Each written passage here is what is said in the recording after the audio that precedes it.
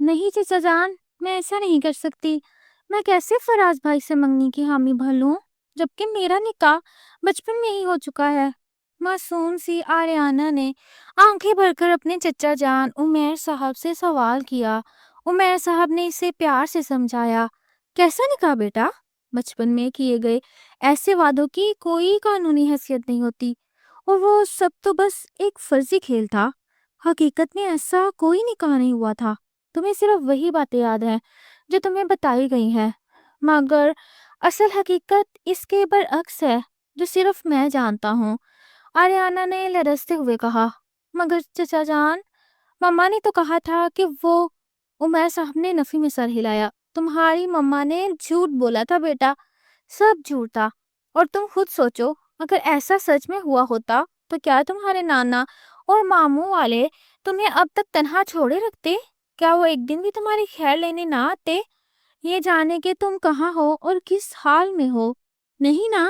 پھر کیوں اس رشتے کی سوچ رہی ہیں جس کا کوئی وجود ہی نہیں، اور اپنے باپ جیسے چچا جان کو ناراض کر رہی ہو؟ اب کی بار انہوں نے اسے ایموشنل بلیک میل کیا۔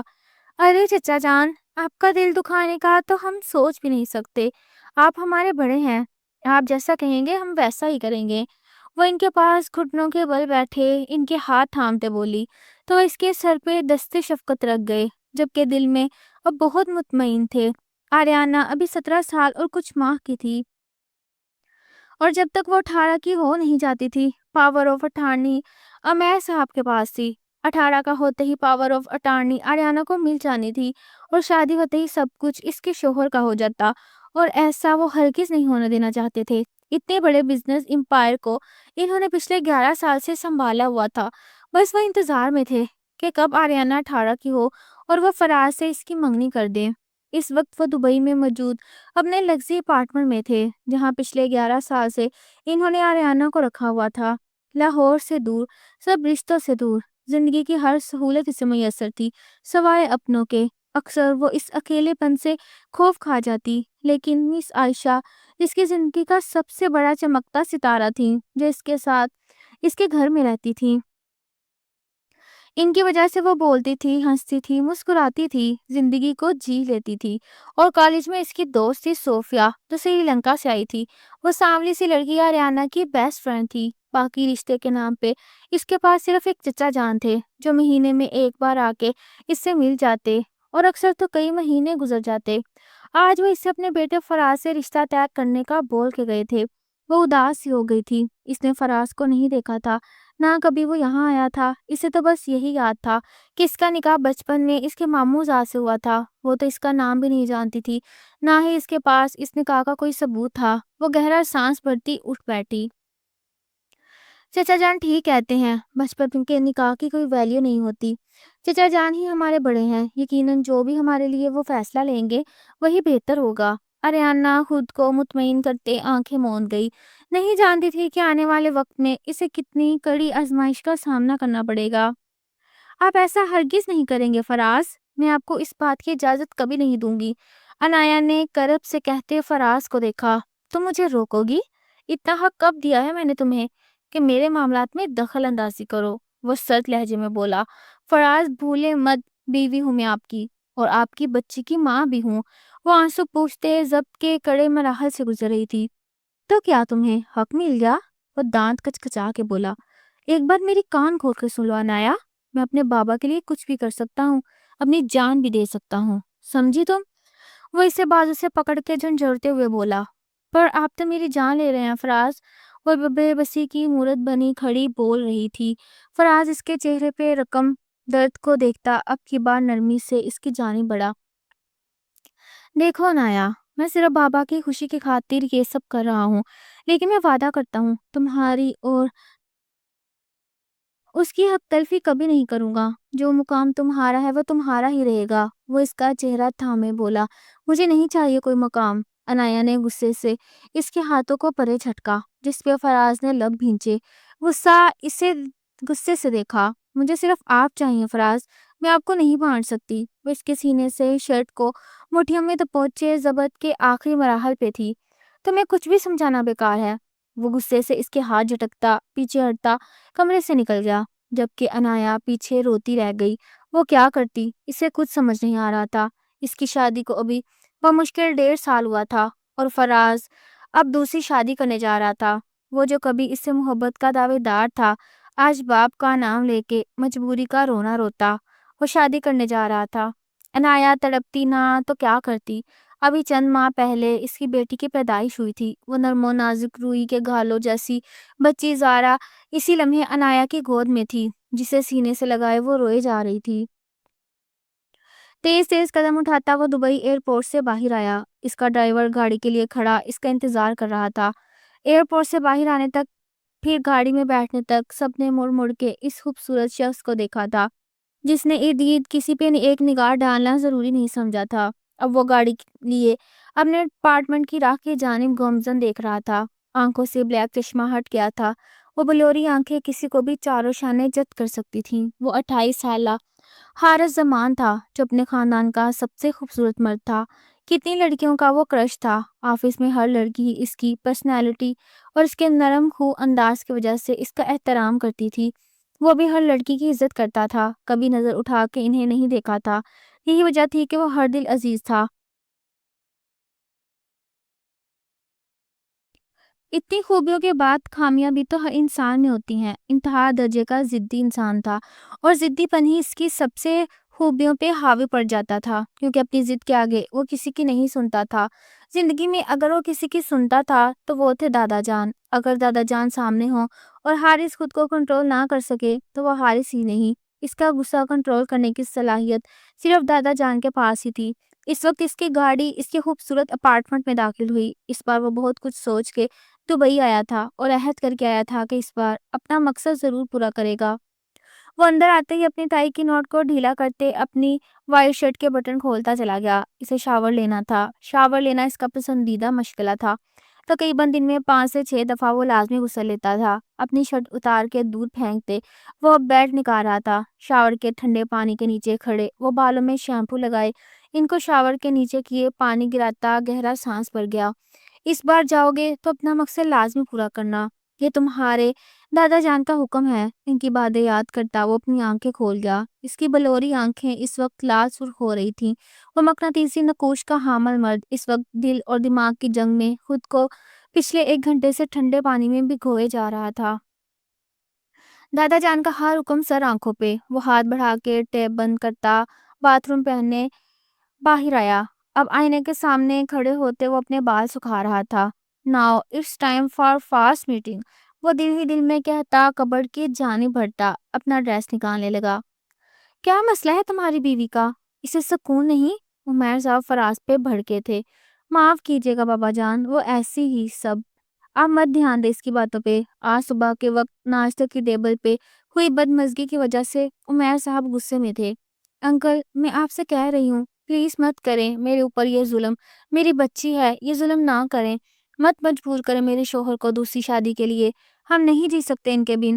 انایا روتے ہوئے جو منہ میں آئے کہتی جا رہی تھی، جبکہ عمیر صاحب غصہ اور قہر کی نظر سے بیٹے کو دیکھ رہے تھے جس کی اصیلی نگاہ اپنی بیوی پہ ہی ٹکی تھی۔ عمیر صاحب بنا انایا کی کسی بات کا جواب دیے اندر چلے گئے۔ فراز بھی ان کے پیچھے بھاگا تھا اور اب وہ گھٹنوں کے بل ان کے سامنے بیٹھا انہیں اپنے ساتھ کا یقین دلا رہا تھا۔ ٹھیک ہے، ہم 2 دن تک دبئی کے لیے نکلیں گے، وہاں آریانہ سے تمہاری منگنی ہوگی اور 1 ماہ بعد اس کے 18 کا ہوتے ہی تمہارا اس کے ساتھ نکاح کر دیا جائے گا۔ وہ اپنی پلاننگ بتاتے اب تھوڑا ریلیکس تھے۔ انہیں اپنے بیٹے پہ پورا بھروسہ تھا اور ان کے لیے کچھ بھی کر سکتا تھا، لیکن اب اس کی بیوی کہیں کچھ گڑبڑ نہ کر دے، اس لیے وہ بڑا قدم اٹھانے والے تھے جس میں فراز ان کے ساتھ تھا۔ فراز آندھی طوفان کی طرح کمرے میں داخل ہوا تو انایا زارا کو فیڈ کروا رہی تھی۔ وہ اپنی مٹھیاں سختی سے بھینچ گیا۔ زارا کی وجہ سے وہ اس وقت اپنا شدید امڑتا غصہ کنٹرول کر گیا تھا، کیونکہ زارا فیڈ کرتے ذرا سی آواز سے ڈر کے رونے لگتی تھی اور پھر فیڈ نہیں کرتی تھی۔ اپنی بیٹی کی خاطر وہ اپنے اوپر ضبط کر گیا، جبکہ اپنی ہی آنکھوں کے سامنے اپنی من پسند بیوی کو دیکھتا وہ کمرے میں ادھر سے ادھر چکر لگا رہا تھا۔ انایا بیک گراؤنڈ سے ٹیک لگاتے زارا کو فیڈ کرواتے آنکھیں موندے ہوئی تھی۔ اس کا کھلتا چہرہ اس وقت مرجھایا ہوا تھا، کہیں بھی گلابی پن نہیں چھلک رہا تھا، بلکہ اس کے چہرے پہ زردیاں گھلی ہوئی تھیں۔ وہ کب کی بیمار لگ رہی تھی، لگ ہی نہیں رہا تھا یہ وہی انایا ہے جس سے فراز نے شادی کی تھی۔ فراز کا ایک پل کو اس کی حالت دیکھتے دل پسیچا۔ وہ کافی دنوں سے دیکھ رہا تھا، اس نے کھانا پینا بھی کم کر دیا تھا، بس برائے نام کھاتی تھی۔ وہ بھی شاید زارا کو فیڈ نہ کرانا ہو تو کبھی نہ کھاتی، کیونکہ ان دنوں تو اسے اپنا ہوش ہی نہ تھا۔ وہ ہر وقت بس روتی رہتی، اس کی آنکھیں ہر وقت فراز کو التجا کرتی ہوئی محسوس ہوتی۔ وہ آنکھیں نیچے اس وقت زارا کو فیڈ کرواتے نیند کی آغوش میں چلی گئی تھی۔ کئی راتوں سے وہ سوئی نہیں تھی، ساری رات وہ کھلی آنکھوں سے کمرے کی چھت کو گھورتی رہتی تھی۔ اس کا دل بے چین ہوتا تو وہ ٹھنڈ کی بھی پرواہ کیے بنا بالکنی میں چلی جاتی۔ سرد ہواؤں کو اپنے جسم پہ پڑتا محسوس کرتے وہ مزید بلک اٹھتی، یہ سوچیں کہ فراز بہت جلد اپنی راتیں کسی اور کے ساتھ بتائے گا۔ اسے سانپ کی طرح اندر ہی اندر ڈس رہی تھی، وہ مرنے والی ہو جاتی، لیکن کوئی بھی اس کے دکھ کا مداوع کرنے والا نہیں تھا۔ وہ فراز سے کہہ کہہ کے تھک چکی تھی، بلاخر آج مجبور ہو کے اسے عمیر صاحب کے آگے ہاتھ پھیلا دیے، جو اس کی بات پہ اسے قہر برساتی نگاہوں سے دیکھتے اٹھ کے چلے گئے۔ وہ نیند غنودگی میں جاتے جاتے کمرے میں فراز کا آنا محسوس کر چکی تھی، لیکن اس کی ہمت نہیں ہوئی تھی کہ آنکھیں کھول کے اسے دیکھ لیتی۔ وہ اس وقت ہوش و حواس میں تھی ہی کہاں، اس کی ہمت مفقود ہو چکی تھی اور زارا سے پہلے وہ نیند کی آغوش میں چلی گئی۔ فراز ڈریسنگ روم سے تیار ہوتا باہر نکلا تو انایا کو اسی انداز میں بیٹھے دیکھ کر ٹھٹکا، جبکہ زارا اس کی گود میں لیٹے لیٹے سو چکی تھی۔ اس کے ننھے ننھے ہونٹوں پہ دودھ کی بوند چمک رہی تھی۔ فراز انایا کی لاپرواہی پیچ و تاب کھاتا رہ گیا، آگے بڑھ کے زارا کو اس کی گود سے لیتے بہت ہی آرام سے کوٹ میں ڈال لٹایا، پلٹ کے انایا کے پاس آیا جو آنکھیں بند کیے بے سدھ پڑی تھی۔ اس کی شرٹ کو نیچے کی طرف کرتا فراز نے اس کا سر تکیے پہ رکھا، اس پہ اچھی طرح کمفرٹر دیتا اس کے چہرے کو بے اختیاری ہی دیکھتا چلا گیا۔ ایک وقت تھا کہ یہ چہرہ کھلا کھلا دکھتا تھا اور آج وہ برسوں کی بیمار نظر آ رہی تھی۔ فراز نے اپنا نچلا لب بے دردی سے کچلا۔ وہ کسی بھی قیمت پہ نایا کو دکھ نہیں دینا چاہتا تھا، لیکن دے گیا تھا۔ وہ مجبور تھا اپنے باپ کی وجہ سے، اسے اپنے باپ کی بات ماننی تھی ہر حال میں۔ وہ اس کو ایک نگاہ دیکھتے پیچھے ہٹتا باہر نکلتا چلا گیا۔ آریانہ مس عائشہ کی بات پہ کھلکھلا کے ہنس رہی تھی، وہ بہت زیادہ چٹکلے چھوڑتی تھی اور آریانہ ان کی سنگت میں بہت خوش رہا کرتی تھی۔ ابھی بھی وہ برتن دھو رہی تھی، جبکہ آریانہ ان کے پاس چیئر میں بیٹھے انہیں میٹھی نگاہوں سے دیکھ رہی تھی۔ چلیے آریانہ بی بی، اب سو جائیں، رات کافی ہو گئی، ہمارا کام بھی ختم ہو گیا، آپ نے صبح کالج جانا ہوگا تو دیر ہو جائے گی۔ وہ آریانہ کو کہتے اپنے ہاتھ پہنچتے کچن کی لائٹ آف کر رہی تھی۔ جی حکم جناب عالیہ۔ آریانہ مسکراتے ہوئے اپنے کمرے کی جانب بڑھ گئی، مسکان ابھی بھی اس کے چہرے کا احاطہ کیے ہوئے تھا۔ وہ خوش رہنے کی وجہ ڈھونڈ لیا کرتی تھی۔ ڈریسنگ روم کے سامنے بیٹھے وہ ابھی بھی مس عائشہ کی باتوں پہ خوش ہوتے اپنے چہرے، بازوں اور ہاتھوں پہ لوشن لگا رہی تھی کہ تبھی ایک دم سے لائٹ آف ہو گئی۔ آریانہ ایک دم اپنی جگہ سے اٹھ کھڑی ہوئی، گھبرا کے پلٹی تو کسی نے ایک دم سے اس کی کمر میں ہاتھ ڈالے اپنی طرف کھینچا۔ اس سے پہلے کہ وہ چیختی اس کے منہ پہ ہاتھ رکھ دیا گیا۔ وہ اپنی بڑی بڑی آنکھیں پھیلا کے اپنے قریب موجود اس ہستی کو دیکھنے کی کوشش کر رہی تھی۔ وہ اتنی سخت سیکیورٹی میں بھی اس کے کمرے تک پہنچ گیا تھا۔ کچھ دیر تو وہ پینک ہوتی ہاتھ پیر چلاتی رہی، لیکن مقابل کی سخت گرفت میں وہ ہل بھی نہیں پا رہی تھی۔ تھک ہار کے اپنی مزاحمت ترک کرتے وہ اب ڈر کے بالکل ساکن کھڑی ہو گئی تھی۔ میں ہاتھ ہٹا رہا ہوں، اگر چیخی تو تمہاری آواز میں پھر اپنے ہونٹوں سے بند کروں گا اور اس طریقے سے کروں گا کہ تم سانس لینے کو میری محتاج ہو جاؤ گی، اس شخص نے کھردرے اور سخت لہجے میں کہتے دھیرے سے آریانہ کے ہونٹوں سے اپنا ہاتھ اٹھایا۔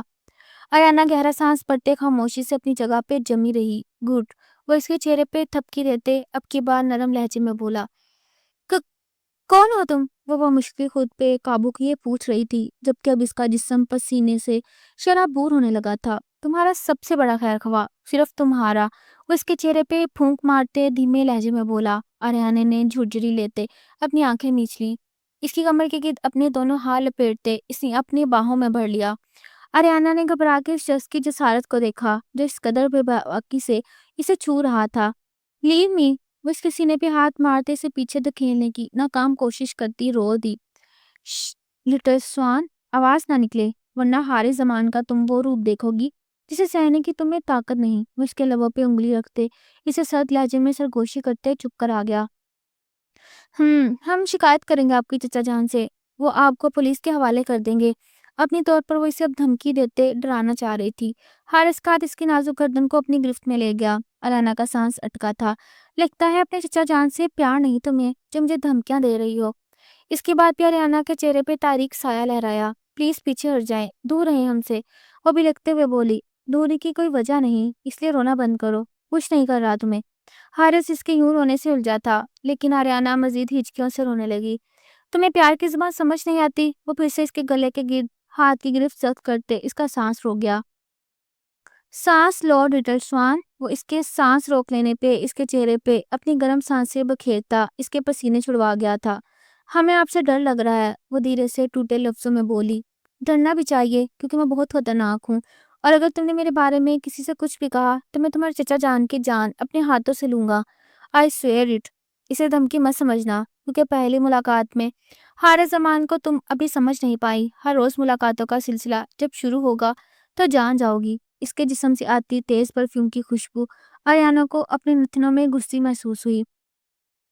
تیز خوشبو سے اس کو چکر آنے لگتے تھے۔ پلیز دور۔ وہ بے دھیانی میں اپنے دونوں بازو اس کے سینے پہ جمائے اسے پھر سے غصہ دلا گئی۔ ایک بار کی کہی بات تمہیں سمجھ نہیں آتی کیا؟ اب اگر تم نے مجھے پیچھے دھکیلا تو تمہاری نازکی کا لحاظ کیے بنا تم سے یہیں کھڑے کھڑے اپنا حق لے لوں گا۔ وہ سرد آواز میں کر آیا تھا۔ آریانہ نے بمشکل آنکھیں کھولے اس کی بات سنی۔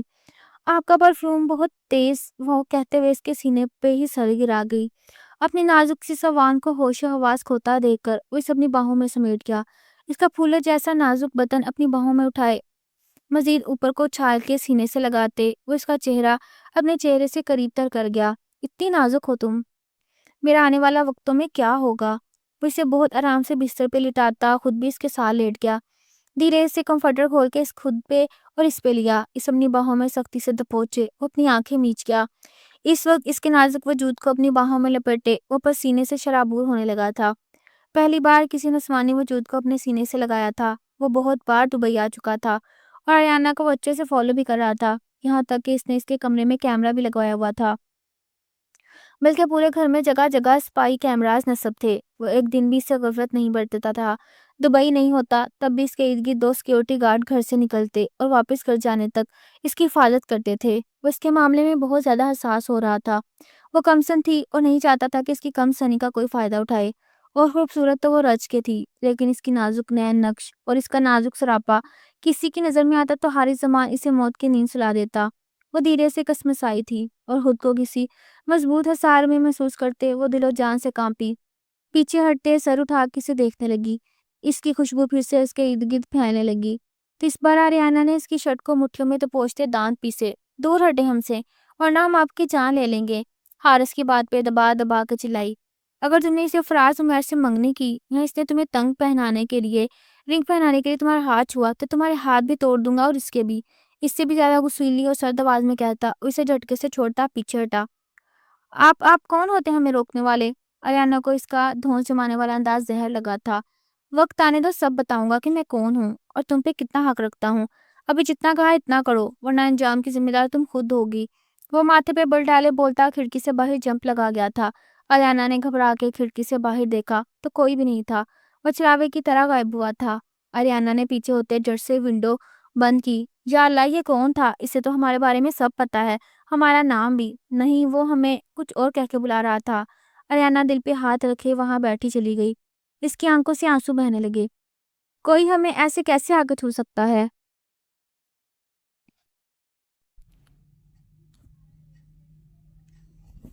کسی کو حق نہیں کہ وہ ہمیں اس طرح چھوئے۔ آریانہ بلک بلک کے رو دی، لیکن جانتی نہیں تھی کہ اسے چھونے والا کوئی غیر نہیں، اس کا بچپن کا شوہر تھا۔ کیسی طبیعت ہے اب؟ 2 دن سے وہ بخار میں تپ رہی تھی۔ فراز نے اس کا بہت خیال رکھا، لیکن وہ بالکل چپ سی ہو گئی تھی۔ آج رات کی ان کی فلائٹ تھی، وہاں جا کے اب آریانہ سے فراز کا نکاح کرتے یا منگنی کوئی پتہ نہیں تھا، کیونکہ 1 ماہ بعد اس نے 18 کا ہو جانا تھا، یا شاید ابھی بھی۔ وہ صرف آریانہ سے ملنے جا رہا تھا، اس کو یقین دلانے کو اس کے ساتھ رہے گا۔ 2 دن سے یہی سوچ سوچ کے وہ پاگل ہو رہی تھی۔ اس کا دماغ بالکل مختلف سوچوں کی اماج کا بنا ہوا تھا۔ وہ اندر ہی اندر کڑ رہی تھی اور اب مزید سوچنے کی سکت بھی ختم ہو گئی تھی۔ اپنی محبت کو بانٹنا اتنا آسان نہیں تھا۔ بیڈ گراؤنڈ سے ٹیک لگاتے ہوئے وہ اٹھ کر بیٹھی تھی اور ساتھ لیٹی ہوئی اپنی بیٹی زارا کو گود میں بھرا۔ زارا ماں کی گود میں آتے ہی خوشی سے کھلکھلانے لگی، جبکہ فراز کی بات کا اس نے جواب دینا ضروری نہیں سمجھا تھا۔ فراز نے ایک گہری نظر اس کی جانب دیکھا اور اپنا بیگ پیک کرنے لگا۔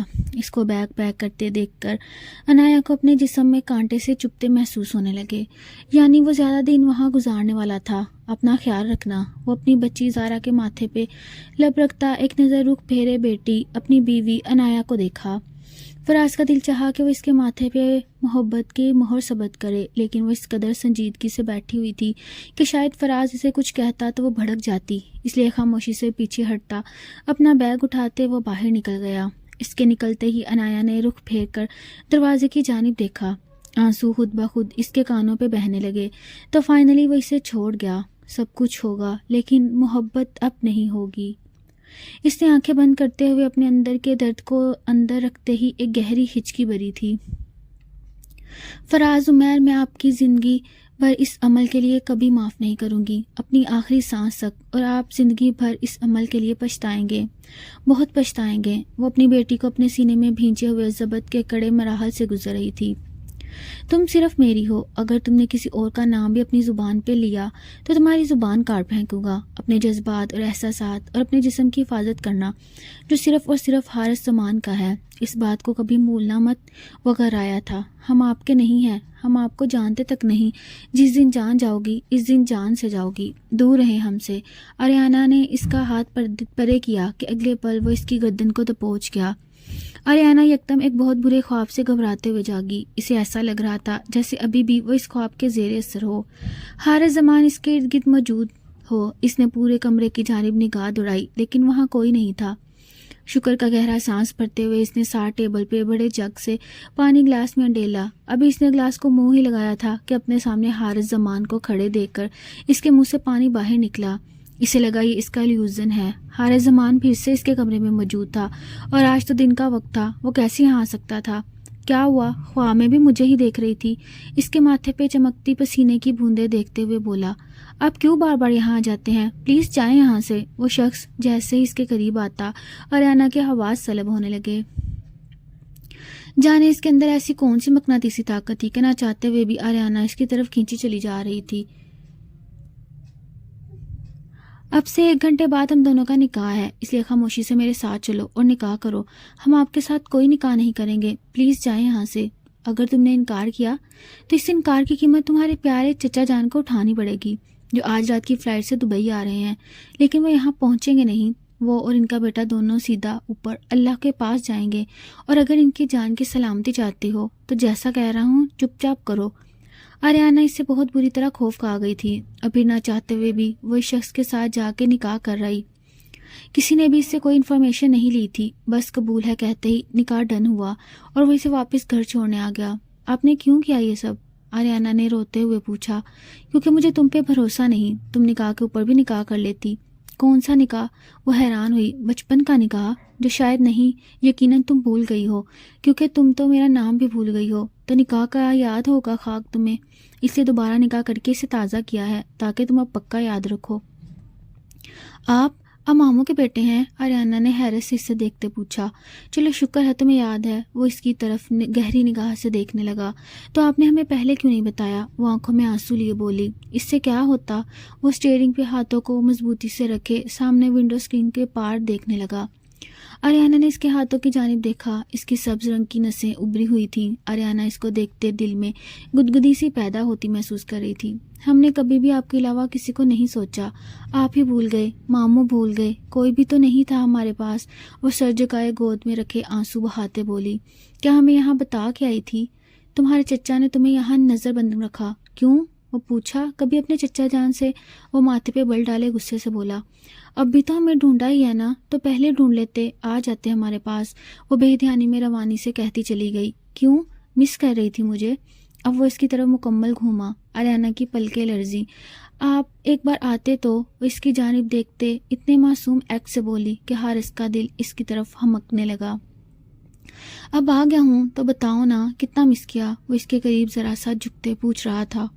آپ ہمیں اندر جانے دینا، وہ سر جھکائے بولی تو حارث نے اس کے سر کے پیچھے ہاتھ ڈالے اسے اپنے قریب کرتے اس کا چہرہ اپنے چہرے کے قریب جھکایا۔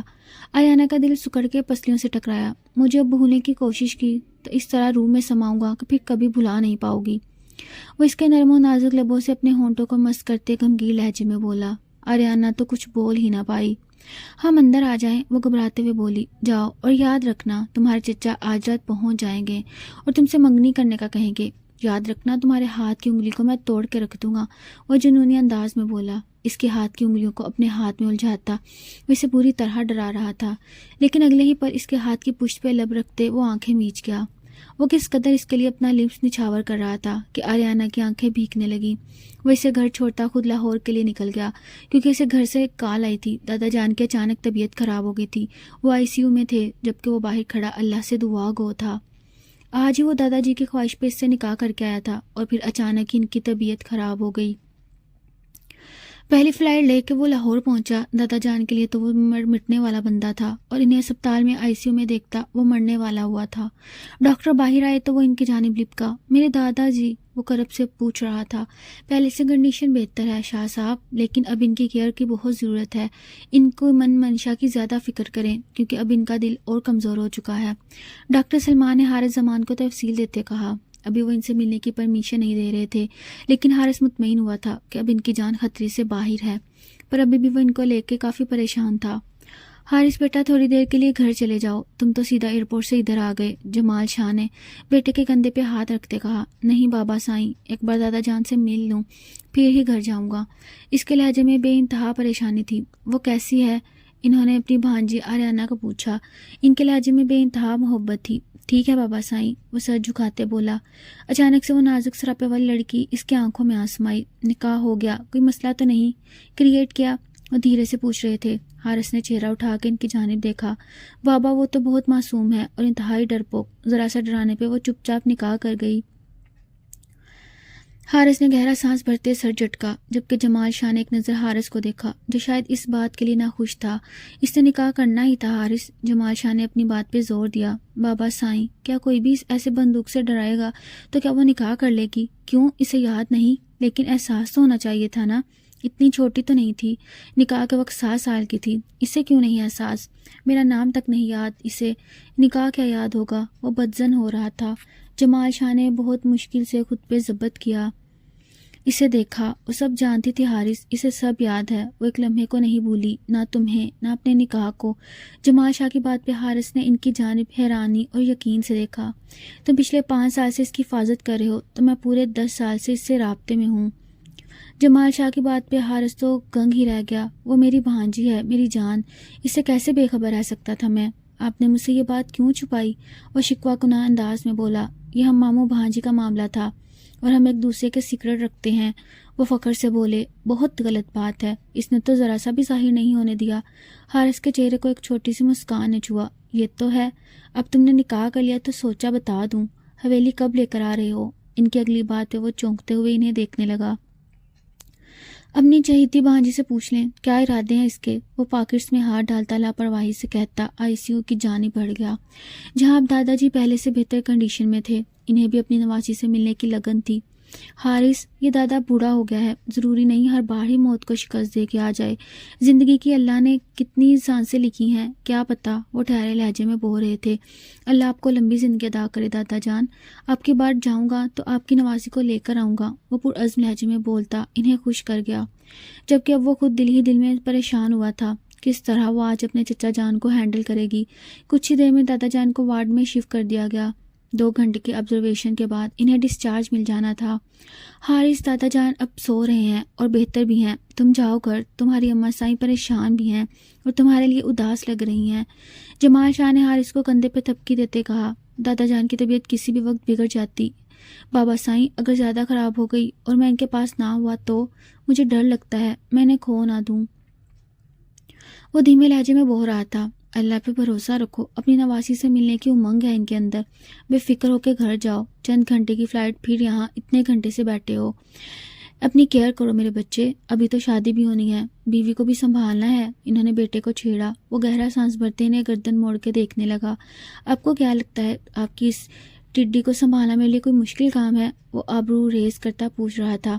بیٹا جی، اسے آسان ٹارگٹ سمجھنا بھی مت۔ جس نے آپ کو یہ خبر کانوں کہاں نہیں لگنے دی کہ وہ آپ کو پہلے سے جانتی تھی، میرے کنٹیکٹ میں تھی، اس کا بھی الگ حساب لوں گا اس سے۔ وہ اپنی کمر سیدھی کرتے تھکن سے چور لہجے میں ان کی بات اچکتا بولا۔ چلو گھر جاؤ۔ انہیں اپنے بیٹے سے اب بہت پیار آنے لگا تھا، جو دادا جان کے لیے سب کچھ پسے پش ڈالتا بلا دیتا تھا۔ ان کی بات مانتا وہ اٹھ گیا۔ اس نے ٹائم نوٹ کرتے گھر کا رخ کیا اور ڈسچارج تک واپس آنے کا ارادہ باندھتا وہ باہر نکلا۔ حارث زمان ابھی وہ کچھ دور ہی نکلا تھا کہ اپنے عقب سے آواز سنتا وہ چونکتے ہوئے مڑا۔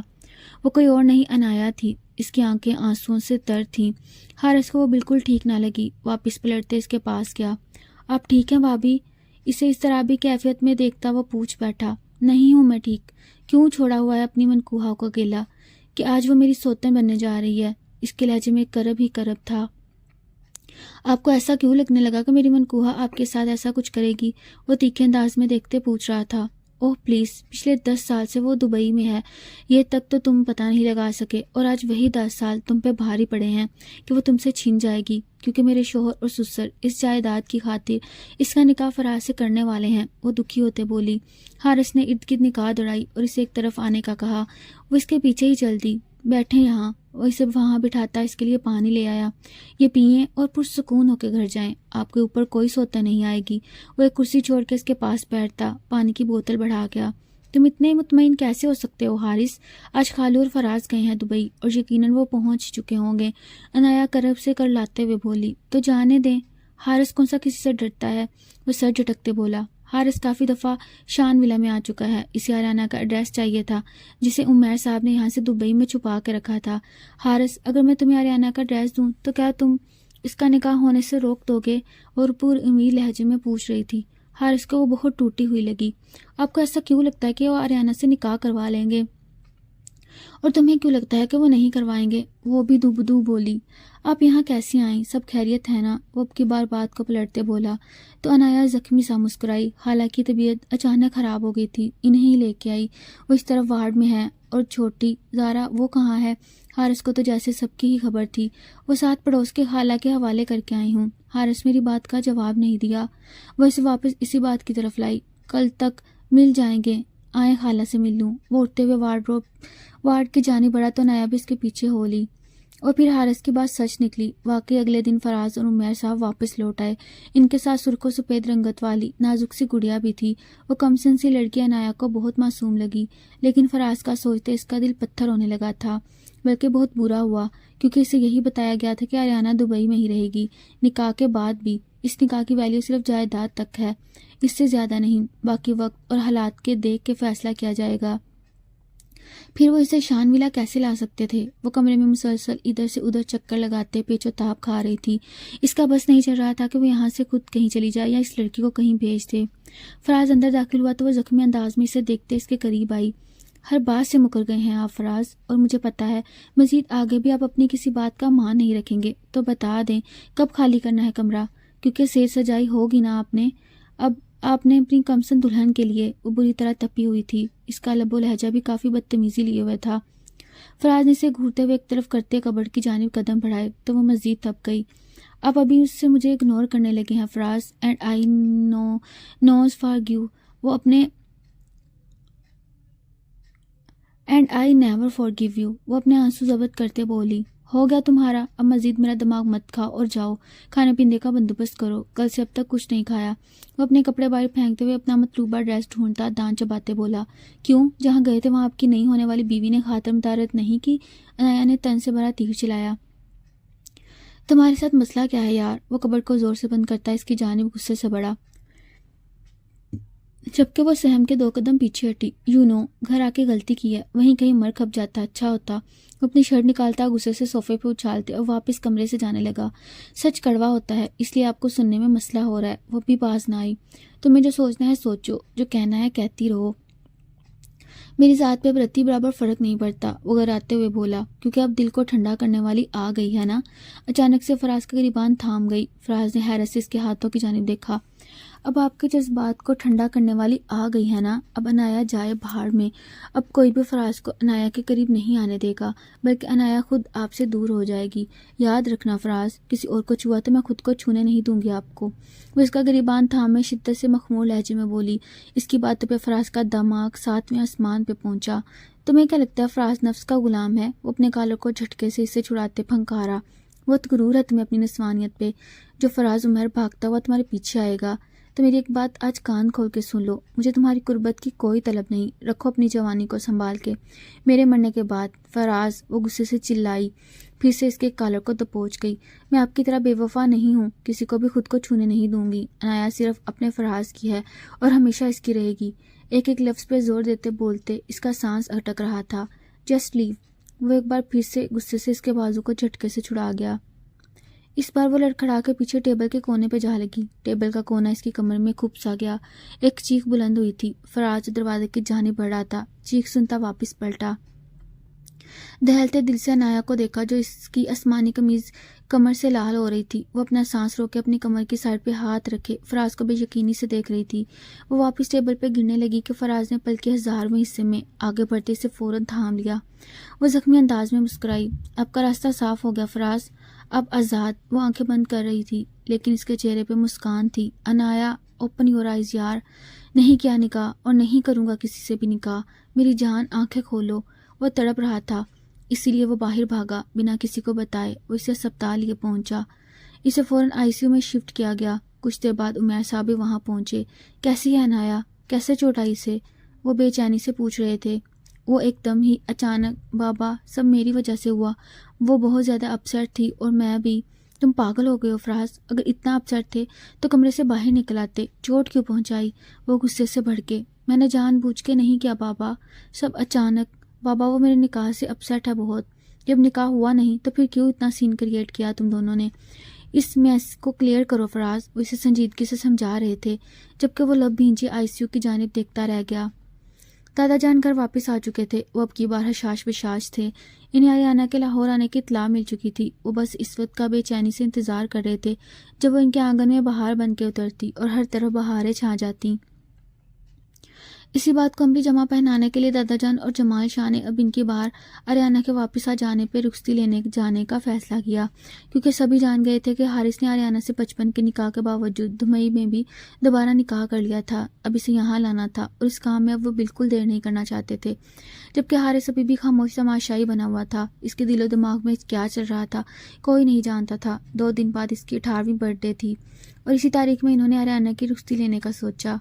یہ میڈیسن بھی لو۔ فراز نے زبردستی عنایا کو میڈیسن کھلائیں جو وہ مسلسل منہ بناتے کھا رہی تھی۔ اس کی کمر کا زخم اب مدھم پڑ گیا تھا لیکن فراز نے ابھی بھی اسے ہتھیلی کا چھالا بنایا ہوا تھا۔ بس بہت کڑوی ہے یہ، مجھے نہیں کھانی، وہ منہ بناتے بولی۔ زارا کو اس دوران مسز عمیر نہیں سنبھالا تھا۔ وہ بیڈ ریسٹ پہ ہی رہی، صرف فیڈ کے وقت ہی وہ زارا کی گود میں لیے بیڈ کراؤن کے ساتھ ایک کروٹ لے کے لیٹتے اسے فیڈ کرواتی تھی۔ لیکن آج فیڈ کرواتے سے کمر میں شدید پین سٹارٹ ہو گیا۔ وہ نہ سیدھی لیٹ کے فیڈ کرا پا رہی تھی نہ ایک کروٹ پہ، جبکہ زارا نے گلا پھاڑ کے رونا شروع کر دیا۔ فراز اس کا رونا سنتا فوراً باتھ روم سے باہر نکلا۔ وہ شاور لے رہا تھا۔ سفید ٹراؤزر میں شرٹ لیس وہ باہر آتا گیلے جسم سمیت زارا کو اٹھا کے اسے چپ کروانے لگا۔ فراز، زارا کے کپڑے گیلے ہو رہے ہیں، لائیں مجھے دیں۔ وہ اپنے کمر کے درد پہ ضبط کرتی وہ مشکل اٹھ کے بیٹھی تھی۔ تمہارا رنگ کیوں زرد ہو رہا ہے؟ کیا درد ہو رہا ہے؟ کریم لگائی؟ وہ اسے استفسار کر رہا تھا۔ زارا کو بھوک لگی ہے فراز، اسے فیڈ کروا لوں پھر لگا لوں گی۔ وہ زارا کو دیکھتی تھمی۔ وہ زارا کو اپنے سینے سے لگائے ممتا سے چو لہجے میں بولی تو فراز اس کے قریب ہی بیٹھتا۔ زارا کو واپس اپنی گود میں بھرتے اس کا چہرہ عنایا کی جانب موڑ گیا۔ کروا دو فیڈ، وہ جتنے آرام سے کہہ رہا تھا عنایا بلش کرنے لگی۔ ایسے آپ کے سامنے؟ کیا ہو گیا فراز؟ مجھے دے اسے۔ وہ زارا کو روتا دیکھ کر اپنے ہاتھ آگے بڑھا گئی۔ جو کہا ہے وہ کرو اور شرما تو ایسے رہی ہو جیسے میں نے کبھی تمہیں دیکھا نہیں۔ اس سنجیدہ لہجے میں معنی خیز جملہ کس گیا۔ فراز پلیز۔ وہ خجل سی ہوئی۔ خود فیڈ کرواؤں گی ہاں میں؟ اچھا آپ ادھر دیکھیں۔ وہ اپنی کمر کا درد بھلائے اپنی قمیض کو ذرا سا ہٹاتی زارا کا چہرہ اس کے اندر کر گئی جبکہ فراز کی دھڑکنیں ہی بڑھتی جا رہی تھیں۔ زارا پھر بھی رو رہی تھی۔ یا سیدھی ہو کے بیٹھو، قمیض ہٹاؤ اور فیڈ کرواؤ۔ وہ کتنا روئے جا رہی ہے اور تمہاری شرم و حیا ہی نہیں ختم ہو رہی۔ وہ جھنجھلایا اور جھٹکے سے اس کی قمیض پرے کرتے زارا کا چہرہ اس کی طرف موڑ گیا۔ زارا کا رونا رک گیا اور وہ پرسکون ہوتی آنکھیں میچے اپنا پیٹ بھرنے لگی۔ عنایا آدھے سے زیادہ فراز پہ جھکی ہوئی تھی۔ اس کے برہنہ سینے میں اس کا جسم مس ہو رہا تھا، جس سے عنایا کو ٹھنڈے پسینے آنے لگے۔ بے اختیار نظر اس کی سکس پیکس پہ اٹھی تو دل میں گھنٹیاں سی بجی۔ کتنے دنوں سے وہ ایک دوسرے سے ناراض تھے، لڑ رہے تھے، ایک دوسرے کی قربت کا سکون حاصل نہیں کر پائے تھے۔ عنایا کا دل بہت بری طرح مچلا۔ اپنے لبوں کو دانتوں تلے کچلتے اس نے اپنے جذبات کی روش بہکنے سے روکنے کی کوشش کی۔ اپنے لبوں کو آزادی بخشو عنایا، ورنہ میں نے اگر کاٹا نہ تو ساری رات تمہاری سسکیاں کمرے میں گونجتی رہیں گی۔ عنایا کی چیخ بلند ہوئی۔ کیا ہوا؟ فراز نے گھبرا کے اسے دیکھا۔ ابھی تو میں نے کاٹا بھی نہیں تھا اور تمہاری چیخ۔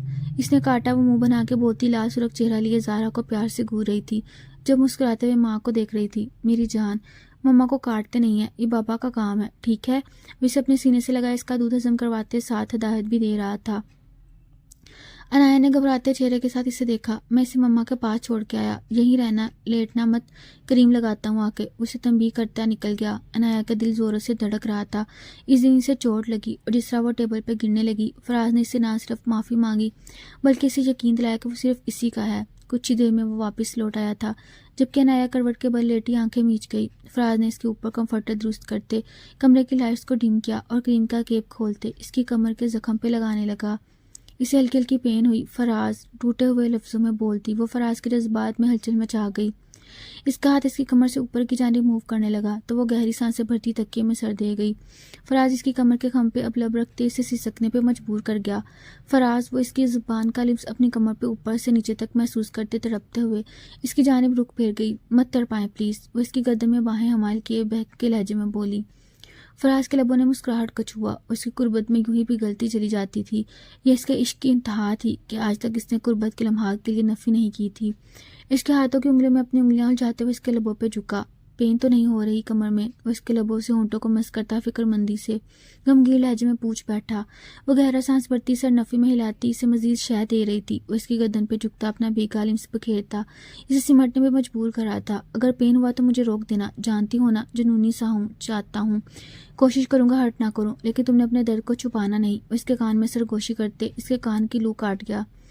وہ گہرا سانس بھر گئی۔ اس کی فراق کو ہٹاتا وہ اس کی دھڑکنوں پہ جھکتا سب پردے گراتا چلا گیا اور وہ اس کے جذبات میں پگھلتی جا رہی تھی۔ دل و جان سے دونوں ایک ہو رہے تھے۔ اس وقت ڈرائنگ روم میں بالکل خاموشی کا راج تھا۔ آج دادا جی اپنی امانت واپس لینے آئے تھے۔ وہ پردے کی اور سے ان سب کو دیکھ رہی تھی۔ اس کا جی چاہا بھاگ کے اپنے نانا کے گلے لگ جائے۔ اس کے لمس میں وہ اپنی ماں کو پا لیتی۔ دوسری طرف اس کے ماموں برا جمان تھے، جو ہر لمحہ اس کے ساتھ رابطے میں رہے تھے، اس کا ساتھ دیتے رہے اور اس کے ٹھارا ہونے کا ویٹ کرنے کا کہتے اسے سب کچھ ٹھیک ہونے کی تسلی دیتے رہے، اور آج ان کی تسلیاں واقعی رنگ لا رہی تھیں۔ ایک نگاہ اس کے سامنے بیٹھے خوبرو شخص پہ اٹھی جو صرف اس کا تھا۔ اس کی مقناطیسی آنکھیں اس وقت عمیر صاحب کو ہی دیکھ رہی تھیں، جبکہ فراز کی نگاہ میں اب باپ عمیر صاحب پہ تھی۔ آریانہ نے اپنی نگاہوں کا رخ بھی عمیر صاحب کی جانب کیا تو کچھ دن پہلے دبئی میں ہوئی ان سے ملاقات یاد آ گئی، جب وہ دبئی اس کا فراز کے ساتھ نکاح کرنے والے تھے، جب اس نے اپنے لیے سٹینڈ لیا تھا۔ چچا جان، ہم جانتے ہیں کہ آپ ہم سے بے حد پیار کرتے ہیں، لیکن چچا جان، اگر آپ کو گھر ہماری جائیداد لینی ہے تو آپ مجھے وہ کاغذات دیں، ہم سائن کر دیں گے، لیکن یہ نکاح کے اوپر نکاح جیسا گناہ نہیں کر سکتے۔ وہ روئی تھی اور پھر وہ اپنے چچا کو احساس دلا ہی گئی کہ وہ غلط ہیں۔ آپ نے 11 سال ہمیں اپنوں سے دور رکھا، ہم نے اف تک نہیں کیا، اکیلے اس نئے بڑے ملک میں اپنے رشتہ داروں سے دور پلے بڑھے، کبھی شکوہ نہیں کیا، لیکن آج ہم آپ سے درخواست کرتے ہیں، ہم سے ہمارا سب سے اہم رشتہ مت چھینیں، ہم نہیں رہ پائیں گے، ہمارا سانس گھٹ جائے گا، آپ کل آ کے رخصتی لے سکتے ہیں۔ اچانک سے عمیر صاحب نے اپنی رضامندی دے دی تو پہلے تو سب کے چہروں پہ حیرانی رقصہ ہوئی، لیکن اگلے ہی لمحے ہر طرف خوشی کی لہر دوڑ گئی۔ مجھے اپنی بھتیجی کی خوشی سے بڑھ کے خوش نہیں۔ عنایا بیٹا، آریانہ کو بلا کے لاؤ، وہ اپنے سگے رشتہ داروں سے ملے۔ اللہ ان کے دل سے مہر ہٹا دی تھی، بے شک اللہ ہی سب کو ہدایت دینے والا تھا۔ آریانہ نے بھائی راتے سیدھا اپنے دادا جان کے پاس جاتے ان کے سینے سے لگی، وہ روتی چلی گئی۔ بس میرے بچے، اللہ صبر کا پھل ضرور دیتا ہے، اور میرے بچے نے بہت صبر سے کام لیا۔ انہوں نے اس کا سر اوپر اٹھاتے اس کے ماتھے پہ محبت سے بوسہ دیا تو وہ پھر سے ان کے سینے میں منہ چھپا گئی۔ آریانہ، بچے اپنے ماموں سے نہیں ملو گی؟ جمال شاہ کی بات پہ وہ ان کی طرف مڑتی ان کے سینے سے بھی جا لگی، وہ روتے ہوئے مسکرا دی۔ عذرا ممانی بھی اس کا سر چومتے اپنے ساتھ لگا گئیں، جبکہ کن اکھیوں سے حارث کو دیکھنا نہ بھولی، جو گہری نگاہوں سے اسے ہی دیکھ رہا تھا۔ اگلے پل وہ شرما کے رخ پھیرتی ممانی کے پیچھے چھپی۔ वो कमरे में दाखिल हुआ तो आर्याना दुल्हन बनी इसकी सेज सजाए बैठी थी। घूंघट से इसका आधा चेहरा दिखाई दे रहा था, जिसमें इसकी ठोड़ी और इसका निचला लब हारिस को बुरी तरह ठटका गया। जरा सा इसके करीब होता, वो बिना कुछ कहे इसके नीचे लब की झलक देखता, इसको अपने होंठों में रखते खींच गया। आर्याना का तो सांस ही रुक गया। हारिस ने तो इसका घूंघट हटाने की भी जरूरत महसूस नहीं की थी। इसके सर के पीछे हाथ रखे इसके बलाई लब को भी अपने होंठों में लेता, बहुत नरमी से इस पे अपना लिप्स बखेरता, पल में बहका था। इसकी सांसों को रफ्ता रफ्ता पीते वो अपनी शेरवानी के बटन भी खोलता, इसकी तरफ करता। इसका घूंघट हटा गया जो बेइंतहा लाल हुई थी। पूरे जिस्म का खून सिमट के चेहरे पे आन ठहरा। हारिस को बरहना होता देखकर वो अपनी दोनों आंखों पे हाथ रख गई। इसने सुना था दूल्हा शादी की पहली रात कमरे में आते दुल्हन को सलाम करता है, फिर इसे मुंह दिखाई देता है, अच्छी अच्छी बातें करता है, इसको बहुत मोहब्बत से सबसे पहले माथे पे बोसा देता है, फिर इसकी इजाज़त तलब करते आगे की पेशकदमी करता है। लेकिन यहाँ तो ऐसा कुछ भी नहीं हुआ था। हारिस ने सीधा इसके होंठों पे अटैक किया था और अब वो अपनी बेबाकी से लाइट्स ऑफ करता, फेरी लाइट्स को ऑन कर गया और अगले ही पल वो इससे करीब होता, बैकग्राउंड के साथ टेक लगाते इसे अपनी गोद में बिठा गया। आर्याना का दिल धक से रह गया। धीरे से आंखें खोली तो गहरा सांस भरा। इसने सिर्फ शर्ट ही उतारी थी। हारिस इसके चेहरे के तासुरात देखता, महसूस होता। साइड ड्रावर में से एक पैकेट निकालते इसे खोलने लगा। केस में से एक चैन निकालते इसके गले में पहना दी। दूसरी चैन बहुत ही नरम और नाजुक थी। वह हैरानी से इससे देखने लगी, जो इसकी गर्दन के पास झुकते इसकी शायरों को अपने होंठों में दबा गया। इजाज़त है मेरी जान। वो कितने मज़े से इतना सब कुछ करके अब इजाज़त ले रहा था।